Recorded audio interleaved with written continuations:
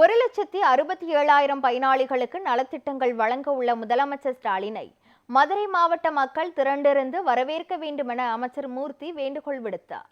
மதுரை மாவட்டம் முத்தங்குடியில் உள்ள கலைஞர் திடலில் முதலமைச்சர் ஸ்டாலின் தலைமையில் வரும் டிசம்பர் 7ஆம் தேதி அரசு நலத்திட்டம் வழங்கும் விழா நடைபெற உள்ளது.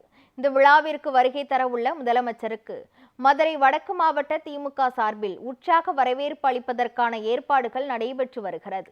இதற்கான ஆலோசனை கூட்டம் மதுரை ஆலத்தூர் பகுதியில் அமைச்சர் மூர்த்தி தலைமையில் நடைபெற்றது.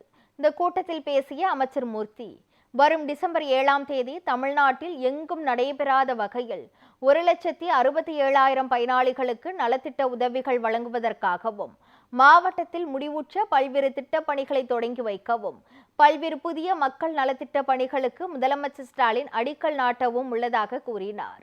நலத்திட்டங்கள் வழங்க உள்ள முதலமைச்சரை மதுரை மாவட்ட மக்கள் திரண்டிருந்து வரவேற்க வேண்டும் எனவும், மதுரை வடக்கு மாவட்ட திமுக சார்பில் மாநில மாவட்ட கழக நிர்வாகிகள், தலைமை செயற்குழு, பொதுக்குழு உறுப்பினர்கள், ஒன்றிய நகரப்பகுதி வடக்கு கழக, பேரூர் கழக செயலாளர்கள் என அனைவரும் பெருந்திரளாக பங்கேற்று கையில் இருவண்ண கொடி ஏந்தி முதல்வருக்கு உற்சாக கோஷமிட்டு வரவேற்பு கொடுக்க வேண்டும் என்றும் வேண்டுகோள் விடுத்தார். எத்தனையோ நிகழ்ச்சியும் நம்ம நடத்திருக்கோம். அத்தனை நிகழ்ச்சியிலையும் முத்திரை தான் பதிச்சிருக்கோம்.